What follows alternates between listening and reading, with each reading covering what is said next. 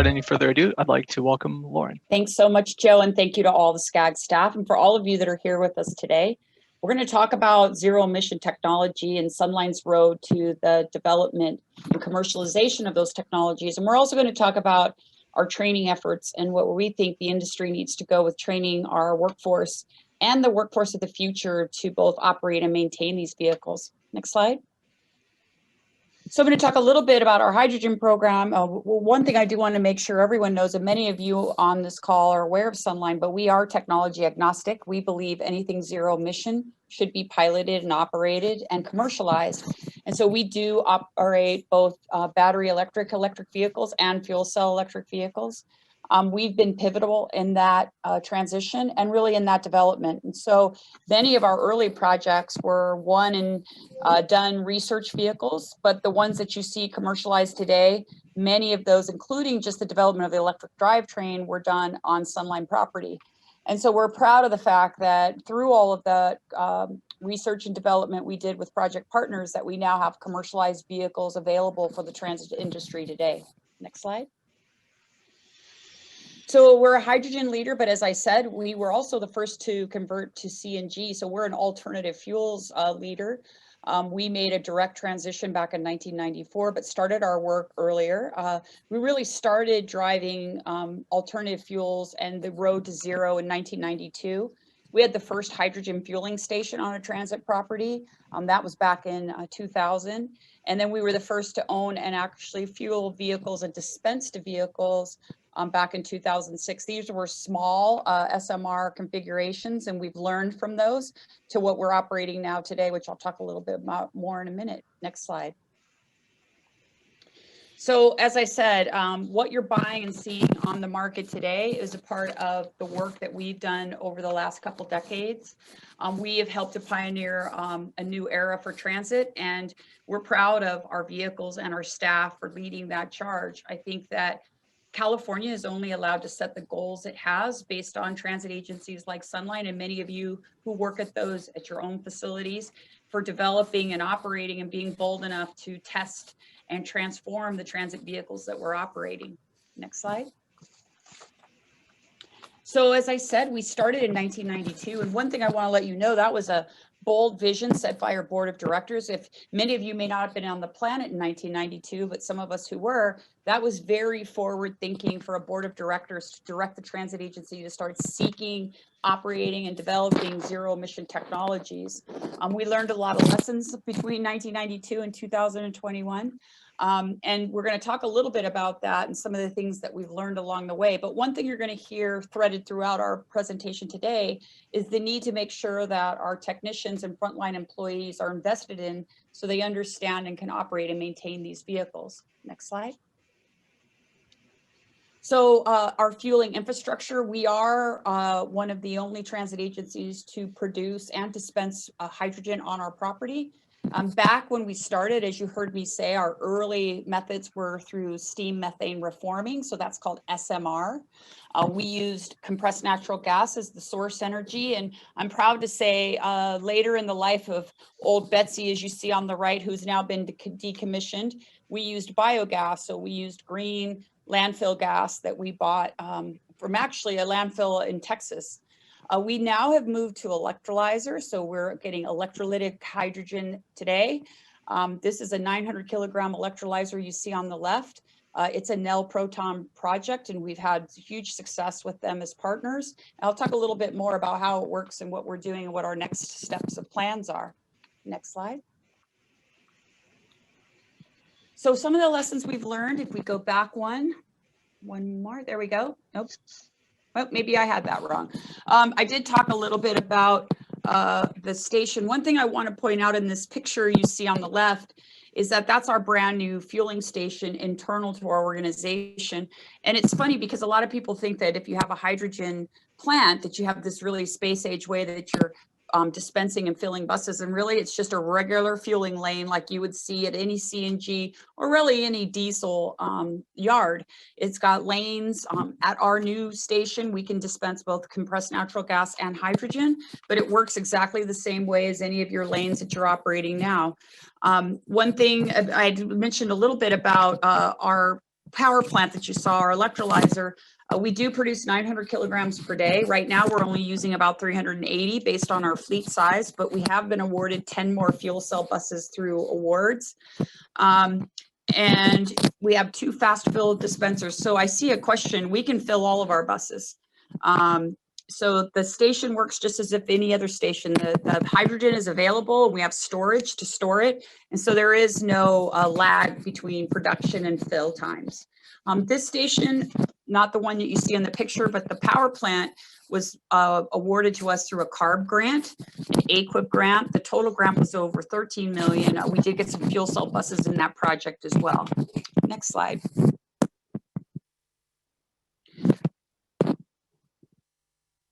So here's where we learned some lessons. One of the things I want to point out to the transit agencies and those that may be interested is one of the big lessons to learn yourself or to think about if you're going to do a ZEB project is not just what are you using in kilowatt hours per day today, but what are you going to need no matter what pathway you take for electrification, whether it's hydrogen or battery electric. What will be your power needs in the future? We learned a valuable lesson in this when we were doing our electrolyzer project. It wasn't about the power the electrolyzer needed, but it was really about the power the entire campus needed and some of the other new projects we were building. We're building that new fueling station you saw. We're building a new operations facility. We just put an administrative building on this property. And what happened is all of those needs for all of those different types of amenities created a need for electricity more than what we had. And so we learned that as you're doing a facility site master plan or you're doing projects, you really need to look at your energy consumption today and what you may need. If it's not available through your state substation, then you're going to be paying to put it onto your property. And so that's a valuable lesson that we learned that we share. We also learned a lot about civil work and permitting and what it takes to build. We are out here in the desert, but it's just as complicated in any other part of Riverside County, which is the county that we belong to. So understanding the civil work and making sure that you have the correct personnel on board to help you manage that in a large project is extremely important. Next slide.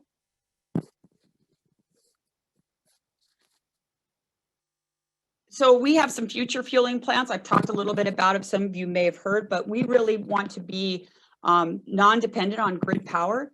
That's for a bunch of reasons. One, we're concerned about our futures and the way that we produce energy. We want that to be as green as possible. So though we are focused on tailpipe emissions in our zero emission buses, we're also focused on how we create energy for our buses, whether that be electricity for our all battery electric or hydrogen for our fuel cell electric vehicles. And so we are driving a new project to create a microgrid out here on our facility. It will consist of a solar farm, and we already have that project underway. And we plan to take that solar and connect it to our hydrogen production. We also are looking to upgrade our current fueling station to 700 bar. This will accommodate light duty vehicles and any trucks being developed between class 2 and class 6 and class 8. So actually all of those may be fueling at 700 bar. And then eventually building a truck plaza where we have our current stations so that we can help be a part of the hydrogen highway on the I-10 corridor, where we sit between Arizona and the LA basin is the perfect place for an opportunity fill or to fill a vehicle on your way to deliver goods and for the movement of trucks. And so one of the things I want to say about that as a transit operator is we have the unique ability to position ourselves to be part of how zero emission technologies are rolled out to private fleet providers and how others can benefit from the investments made in transit. So if you're a transit agency and you're looking to start a zero emission project, be looking at how your fueling operation could be something that not only helps zero emission technologies be deployed, but could bring revenue to your organization through the sales of electricity or hydrogen.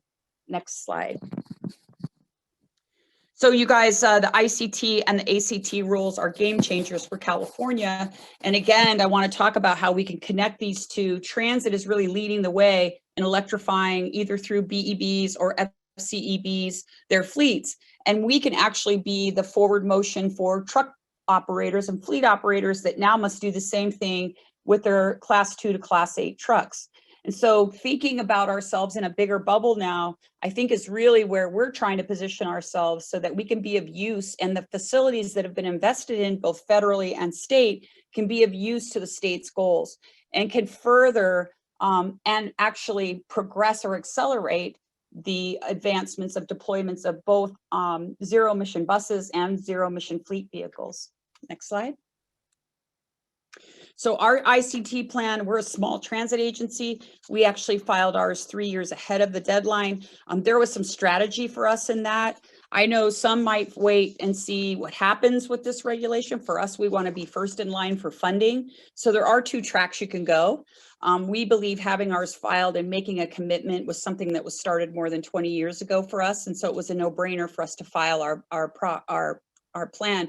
It's important to note we were already at 22% zero emission vehicles once the plan was required. And so it put us a little ahead of the game anyway.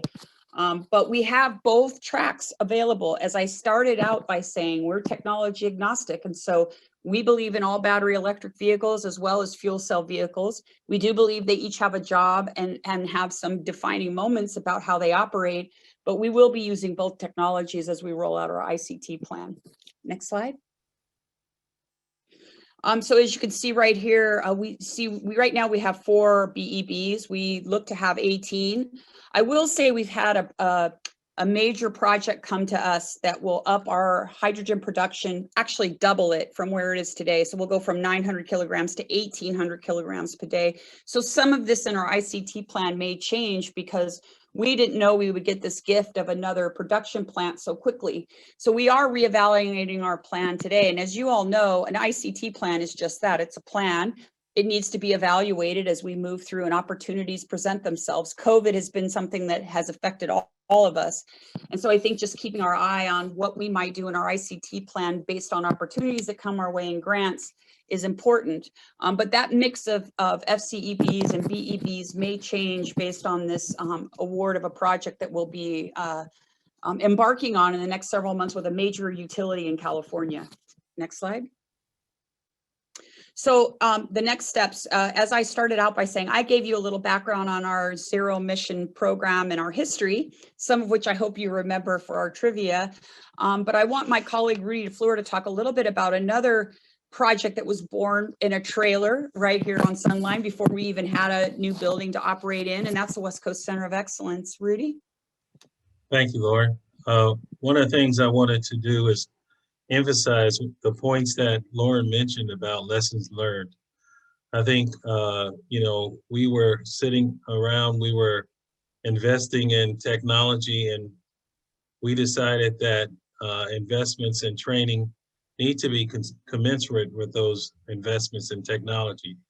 And that's probably due to Lauren's military and my military training background as a civilian. But anyway, I did learn the importance of training. And so Sunline established training materials for the West Coast Center of Excellence. And if we can go through the next slides, we'll show you more about it. We are actually focused on a brick and mortar on-site training facility. We've learned that through operations and maintenance training is best if you have some facility and equipment to accommodate that training. Even though Sunline has developed, or the Center of Excellence actually has developed 7 courses, we recognize that only certain things can probably be done best in person.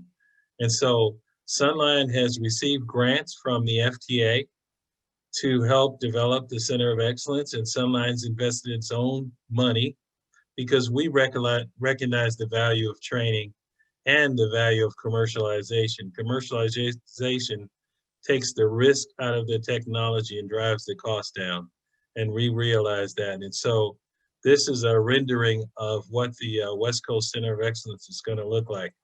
Next slide. So we're going to both provide a pathway for current employees. We use this term, instead of mechanic, we use technicians, because it is definitely a shift in what the needs are for the agencies now with the advent of so many advanced technologies.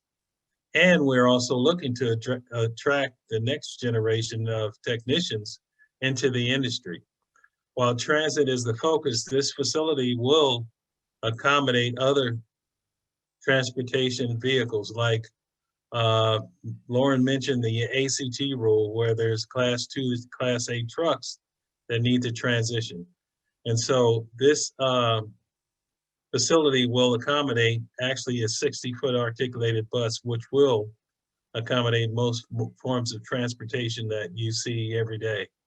Next slide.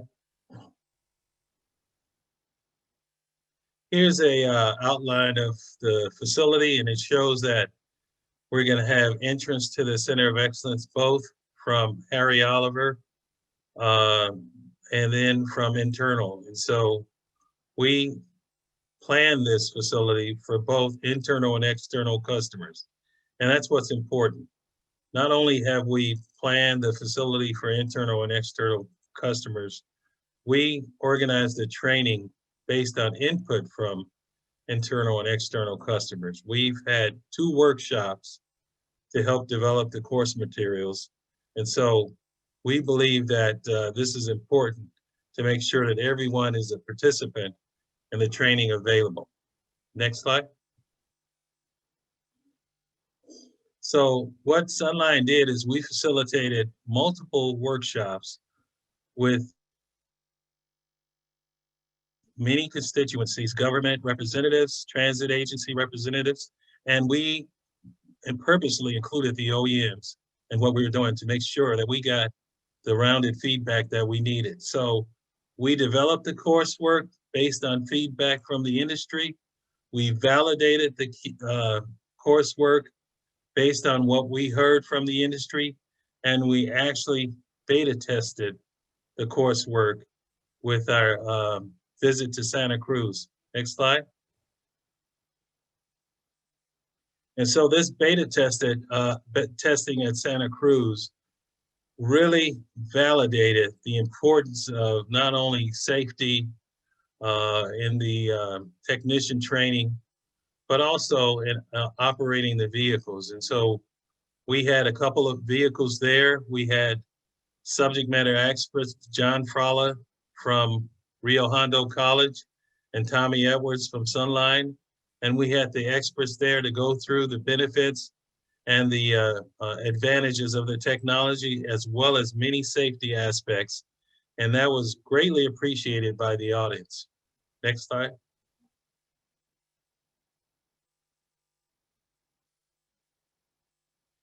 And so, as I mentioned earlier, we're not only thinking about the immediate heavy-duty revenue vehicle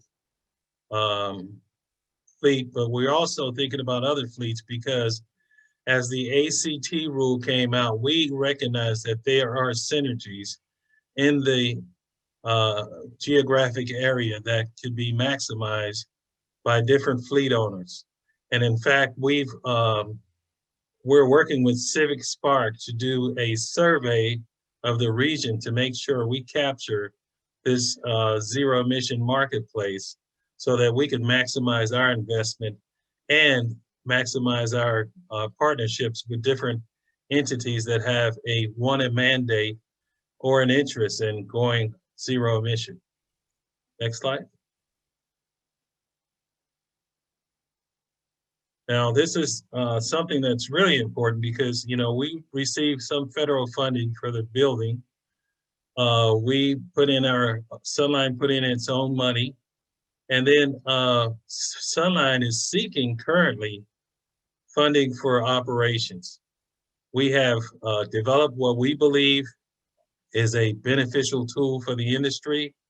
We're working on a actual structure where this technology and some of the testing equipment can reside and where people can find a home for some of their training needs. And so we are in need of and searching for funding for the continued operations of the Center of Excellence. Now, we have irons in the fire, but we will not turn down any bona fide offer for anyone that's looking to support the operation of the Center of Excellence because we believe, and when we started, that the industry will benefit from having a solid training resource to draw upon. And so with that, I want to introduce Byron Somerville. He's our representative from the OEMs to talk about the board and some of its operations. Hi, thanks, Rudy. Thanks, Lauren. Very good. I'm so excited to talk to everybody today. The West Coast Center of Excellence is truly a collaboration between public and private organizations. Sunline made it evident at the beginning that having the OEM involvement was truly important. The center is really aiming to build a curriculum that enables the successful deployment at the agency level. And again, having the manufacturers' OEMs available is so important because we're getting their feedback, we're getting their experience to help build that curriculum for the transit agencies. So I think we should be on the next slide, please. And again, having the original equipment manufacturers, which is the OEMs, is so important because their experience will help really build this curriculum that enables transit agencies not only to have information not just for mechanics, but more on the operations side, the fueling side, everything to run an agency on alternative fuel vehicles or battery operated vehicles. Next slide, please. So the advisory board, again, has a great depth, lots of experience from different manufacturers, from vehicles to colleges. So all this information that can be downloaded and transferred into the curriculum for the transit agency is so important. And I think Sunline knew that from the beginning, that having the West Coast Center of Excellence would provide that information and transfer that to the next level of technicians out there that'll be serving these vehicles. Next slide, please. Again, the board's objectives are to identify training programs and opportunities, creating industry certified training programs and courseworks, advance the industry influence of the board and the training materials, build collaboration that will leverage the agreed training programs and coursework, and help secure funding for board initiatives and programs. Again, it's very important that we have the training and industry certified, which would be the next level for us. So again, building this curriculum is so important to help get that next generation of technicians and transit agencies with the new technology of either battery or fuel cell. Next slide, please. So we think that the West Coast Center of Excellence model can be widespread for deployment. So again, setting up this baseline and the curriculum and having this information will be transferred to other centers. And again, hopefully the spirit of Sunline and their engagement for new technologies is so important. So having the West Coast Center of Excellence, again, will have this widespread deployment. So important, not only from the OEMs and other agencies, that transferring their technology is definitely going to help provide the skills that we need for our technicians tomorrow. Next slide, please. So the importance of funding, again, I think Sunline's done a great job of securing funding to get the center up and running, but it's so important for us to get the funding to continue the operation of the West Coast Center of Excellence. Again, especially the employees directly responsible for maintaining and operating zero emission buses is the outcome. So again, very important. Next slide, please. So Sunline has put their own resources and time because they understand the importance of the facility and the training. And again, us looking for the availability of funding for the operation of the center is so important. Investment in the center for workforce development supports the state's goals and mandates conformity. So thank you very much for your time, and any questions? Great, thank you all for those great presentations. So we'll open it up to questions from our audience. Again, you can use the chat function in Zoom to type in your question, or you can also use the raise hand function if you'd like to ask your question out loud, and we'll unmute you.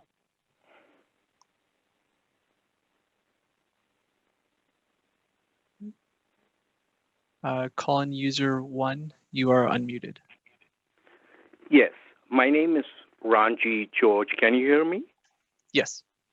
All right. Thank you, Lauren and Ralph, for the presentation. Very useful. Glad to know Sunline is moving forward. I would really hope funding agencies will seriously consider their proposals. I am the scientist who helped Sunline get into hydrogen in 1992. Lauren had mentioned the start. Yes, I met Richard Cromwell and Skip Haynes, both who unfortunately have passed away. But they said when I met them that they had no training, no funding, no technology partners to help them in the permitting and in getting the vehicles. I am directly the person from South Coast who arranged everything from funding, from technology partners, helping permitting, and then also helping in developing the Swatch Center of Workforce Development for Hydrogen. In all this, Sunline finally became a willing partner and became the great agency it has. So I'll strongly support Lauren's and Ralph's commitment to take the training to the next level. They had started it from 1993. They have great experience, resources. Tommy Edwards were there, and many other people who are still there were there from the start. So and thank you, Lauren, for carrying the vision forward to the next level. From when we were there, it was all experimental, but it was very important. You can't get to commercialization unless we run the experiments for a long time. And I strongly support their efforts. And thank you for SCAG for hosting this.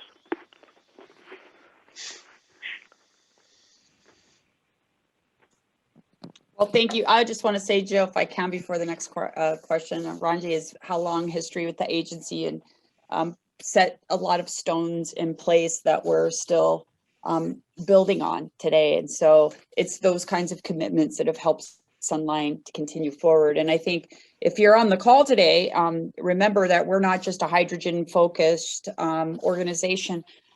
We believe that the future will be mixed propulsion. And so learning both systems is important.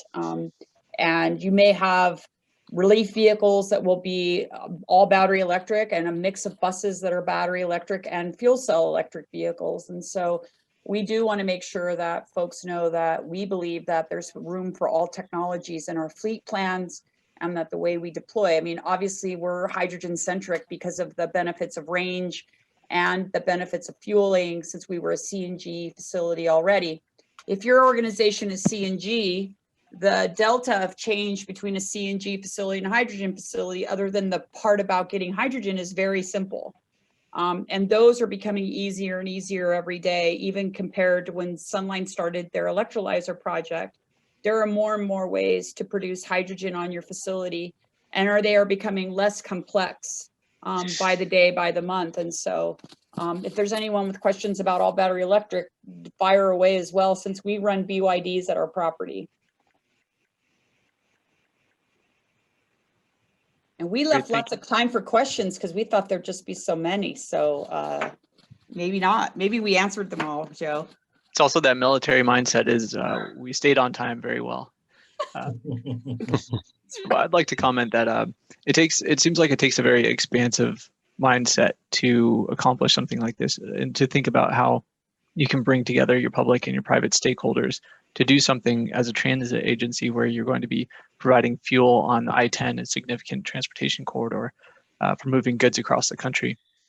And so I'm wondering what kind of advice would you give to transit agencies or fleet managers or cities to think about, if they're just kind of starting this journey or in the early phases, how can they take on this kind of expansive mindset and like think about the things that you've been thinking about for decades now to kind of accelerate their process? Well, I'll start and then my colleagues might have something to say, but you know, transit is a very transactional business. And one of the things that you can think about at your organization is that Sunline has a very entrepreneurial spirit, which you typically don't see in transit for very good reasons. I mean, we have a very risky business. We have service we need to deliver to the curb. We have a very important service and mobility for a community, and that needs to be our first job. But sometimes we focus on that solely and don't think about the other skills we have in our teammates, the ideas people have about how to be entrepreneurial and how to position your organization to benefit from some of the things that you're already doing. And so one of the things that motivates me at Sunline, and I didn't develop this, I just came here on an opportunity and have just love the way we operate, is this agency is very entrepreneurial. It thinks about how can it take every investment and then improve its bottom line through either revenues, notoriety, or moving a technology forward. And that's exciting. And so people here at our organization are excited about what we're doing. And therefore, we find all kinds of talent within our organization. We find people that work in finance who are interested in the environment and interested in what we're doing in zero emission. And that only helps us apply for grants and do all of the amazing work that we do. And so I would tell you that being entrepreneurial is not a bad thing. It's something in a public organization we're kind of like put on the back burner, but it is what actually flows through Sunline's veins. Started, as Ranji said, by Dick Cromwell and then continued by the organization. And it creates an excitement within our organization for opportunities people can have to stretch themselves or to do different things. As you know, since transit's so transactional, if you're a planner, you only do planning. Well, here you might do something else in fuels, or you might have some ideas about how we can make more money in fuels. Well, and one of the things I wanted to add, when Lauren mentions notoriety, a little over a year ago, we did a chart that showed we had $40 million in discretionary grants to invest in our different programs. So I think funders are looking for that can-do attitude, and Sunline is definitely an agency that reflects that.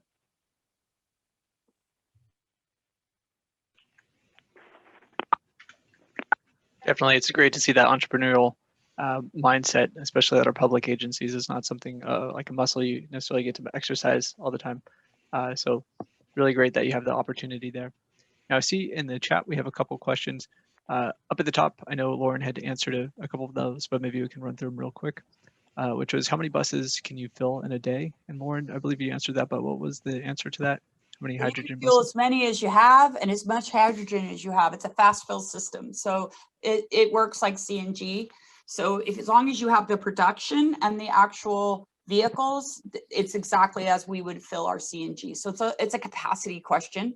But it's not longer than, and some people may be hearkening back to the early stations for light duty where people had to wait forever for the station to be able to fill one vehicle, slow fill, and then regenerate to fill the next. That is no longer an issue with hydrogen stations. But you want to make sure you buy the right equipment, which is something that we can help with. That's incredible. So it sounds like it doesn't really impact your operations that much because you can work the way you need to work.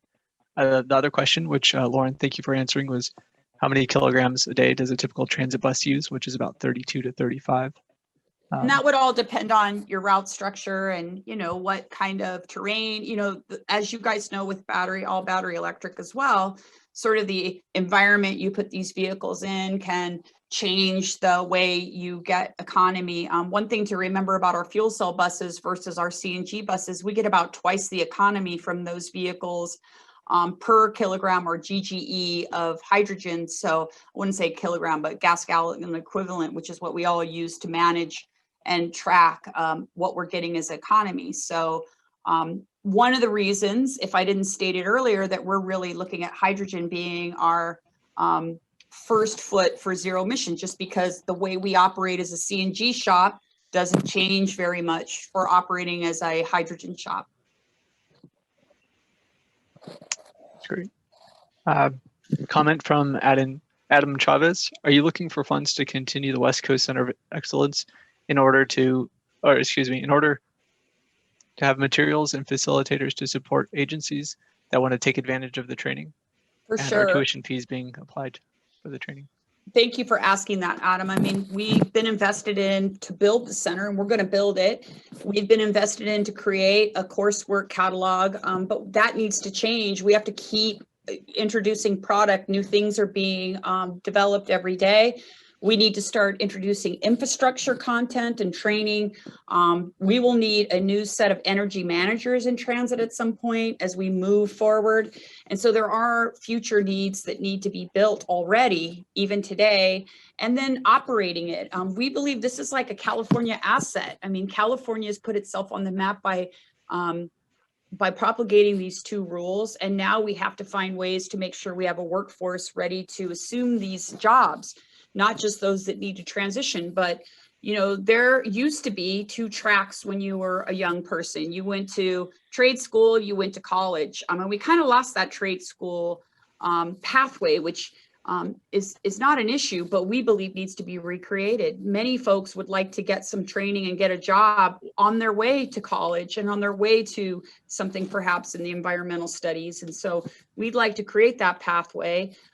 For millennials or others that are coming out of high school and looking for a trade, looking for a way to start work right away, well, then they work on their college dreams while they have a job. So we are looking for funding for it. We believe California should be looking more closely at what we're doing and helping us to fund the operation of the center. Great points. Thank you, Lauren. A question here from Yachun Chow. Could the Sunline team comment on the hydrogen station scale up practice and how to balance between stranded assets and the total construction cost over time? Ooh, yeah, Chun, she's got to send a stunner in there. That's a well, so that is why in our ICT plan, you would see sort of and our plan is available on our website. CARB also has published plans that you can look at if your agency hasn't yet finished theirs or is in the process. But it is important to look at cost. That's why you see an increased number of BEBs in our ICT plan, so that as we were building infrastructure for fueling and milestones to do so with fleet complement, we could pepper in a few BEBs to buy some time along the way. As I mentioned earlier, we do have an amazing opportunity to double our production, and that project is going to commence soon. So we may be flipping the script on our hydrogen vehicle deployments versus BEBs. But I want to be clear, we believe that both propulsion types have a place in your zero emission transformation. And so, you know, it's just all about the numbers. That's a really, I could talk about that question probably for 45 minutes, Yan Chen. So I don't know if I answered it correctly, and I don't know if my colleagues have anything they want to say on it. Well, I just want to say, you know, as Chin knows, it's a real balancing act because it's not as if we go to the bank and get money out when we need it. So we have to balance the availability of funding with the operational needs of the agency. And so that's something Sunline's done a great job of, and we will continue to do. But as Lauren mentioned, our ICT plan is a plan. There's things that need to happen. And so we're encouraged that we're making those things happen. But, you know, you don't control your own funding resources, especially now that we have COVID and all these other things that are influencing the operation of transit agencies. So ideally the plan would go together perfectly, but we just really can't like go to the bank and get the money and write a check, you know. That would be easy. There's a question in here about supplier, and that's a really good point that I probably didn't cover as more as I should have. And that is when you become a fuel provider, there are LCF and RENS credits depending on what your designation is. And so looking at LCFS and looking at the revenues that you can gain, that is why we're driving the public side of our stations. So for us to collect those credits on our nameplate station of 900 kilograms, we need a public station, which we have, but we'd like it to be 700 bar so that we could reach more end users. So there is kind of a playbook to look at when you're looking at station creation, and how do you do that to position yourself to most help the industry and help the funder that funded your project by connecting into other goals that that funder may have, whether it's CARB or CEC or others. So we're happy to talk with folks about the way we look at that, so that we can most benefit from the revenues we can generate from a project, and therefore put more transit on the street. So all of our revenues go into transit services and make us less likely to fall into issues when subsidies are changed, because we have this little business side of ourselves that we're operating under. The other thing I would say is understanding your JPA and your internal structure is important when you're looking at revenue generation. And we could talk more about that if anyone has questions later on. They're happy to reach out to folks. And I think the having the West Coast Center of Excellence gets all of this information that into the curriculum from lessons learned that Sunline can provide, and transit agencies can get this information once they sign up at the West Coast Center of Excellence for a training course. So it's so important.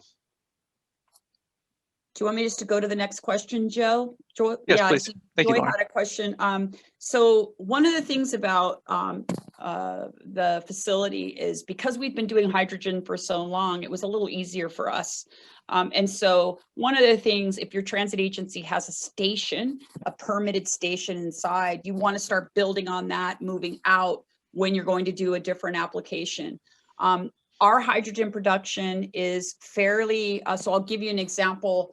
900 kilograms a day on a 60 by 60 pad. That's not that large. And that pad actually allows us to scale up at least another rectifier unit and another module. So we could actually go up about another 400 to 500 kilograms on that building that we have right now. So I hope that gives you a little idea of the real estate you need for 900 kilograms per day. That will only fuel about 35 buses. So, you know, you can incrementally go up from there on what you need.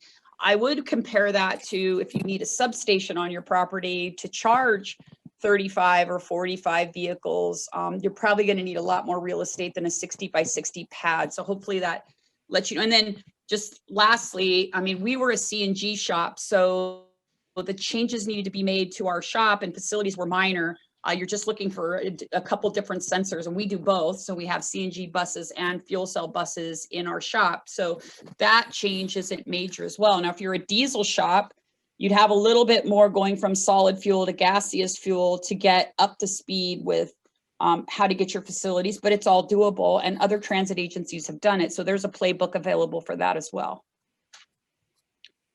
And hopefully that answers your question, Joy.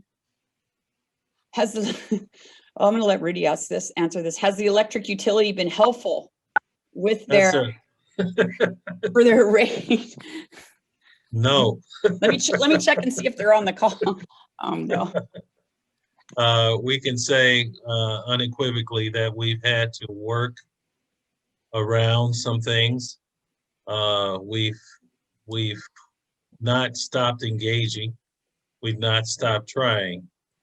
But they are not necessarily focused on the same objectives that we are at some times. And so we've been fully engaged, and we're trying to get the most out of that. I think one of the things, and if there's a utility, I know one's on the phone, but they're already really focused on working with the industry and working with transportation. But I think that what my message to utilities has been is that this is a brand new customer base, a new one they haven't had in probably a couple decades, as far as the electrification of transportation for California and America. And we don't buy our fuel by the minute. We generally lock in long-term contracts to buy our CNG, to buy our diesel, to buy gas. And that's the way we work. And that's the way any transportation provider works, whether it's buses or over-the-road trucking or FedEx. And so I think that utilities offering us these cable-like deals where they're going to freeze our rates for 5 years doesn't help us with a 12-year bus, and doesn't help us really plan on how we're going to execute and operate and pay for our fleets over time. And so, you know, I'm not trying to say anything controversial or provocative here. I've said it a million times in front of utilities, but they need to start thinking of their product as fuel and energy, but fuel first instead of just energy, and start to understand how transportation markets work in order to serve and actually benefit from where we're going in the electrification of our fleet vehicles, whether that be all battery electric or fuel cell electric vehicles. And I think until they start thinking that way and understanding it's not our first rodeo, so we understand getting our internet for free for 5 years or HBO Max for 2 years and then all the prices change probably isn't going to work long term for the types of deployments that could happen in California. Long answer, hopefully not too controversial, Joe. Yeah, that was great. Thank you. Oh, we have another one from Anchun in the chat.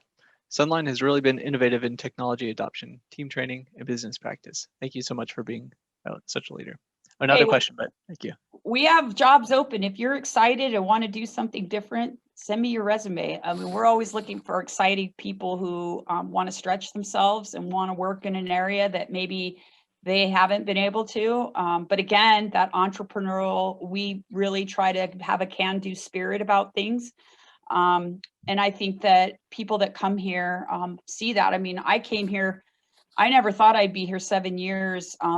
More excited today than I was the first day I got on the property, but I absolutely am. And it's really about this agency and sort of what the leaders before set up that makes us successful. So it's not one thing. So people say, what makes us successful? It's not one thing, but it generally is the team understanding the importance of the projects we have on the road and working with our OEMs like Ballard, like Proterra, like BYD, like New Flyer.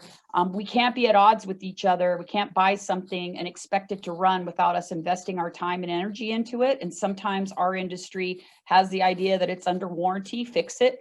Really, it's our opportunity to understand it, to just stand there with the OEM and to learn it as they're doing it is what we have to do for the future. And we haven't always been that great at that. But that's where we're going to go. And that's what the West Coast Center of Excellence hopes to achieve by providing that to each of the transit agencies, not just in California, but across the country.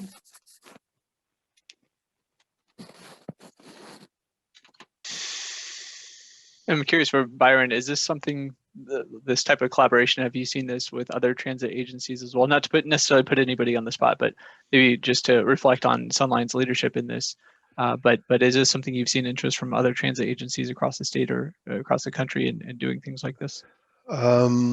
Started to. I think Sunline is the diamond in the rough. They've been, you know, since day one, have been interested in new technologies and have been the leader. So that's why we've been partners with them for over 20 something years. So, but others are really starting. AC Transit is one, and Okta is another, but even internationally, others are starting to follow what Sunline does. So it's catching on, which is great. That's good, Lauren. Oh, I just see this question. I think that we in the past have worked across the world and actually with some companies that were both Japanese, Chinese, and Korean, having them as visitors to see what they're doing in hydrogen. Many of you may know the world is really looking at hydrogen much quicker than we are here in the US. And so I think that our interface, it's been a while since we've had a visitor or talked. All of us, it's been a while, right? Like a year. But I think that right now we're working very closely with Australia, who is looking to do some hydrogen and battery electric trials.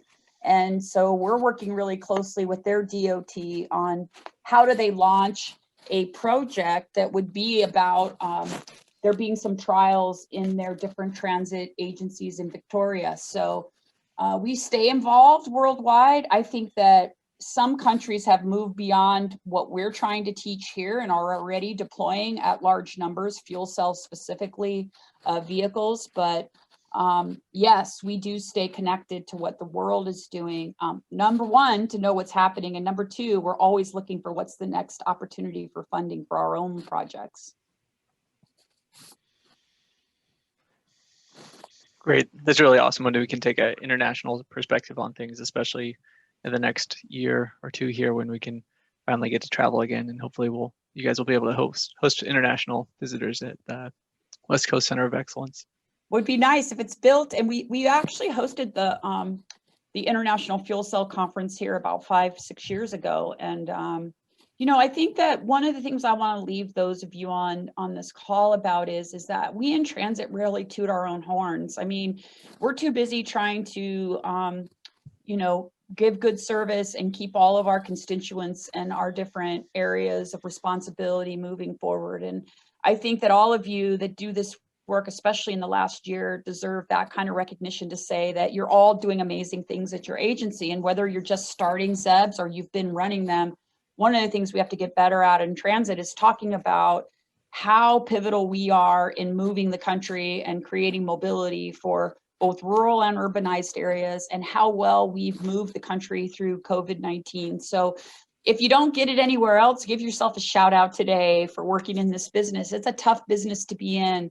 But everyone in transit is a pretty remarkable individual, and all of you are the same. So I want to say thank you for what you do. And I want you guys to start shouting from the rooftops some of the things that are happening in your organization, because we typically don't do that in transit. Thank you, Lauren. That was a great closing note. And so thank you to our speakers, Lauren, Byron, and Rudy.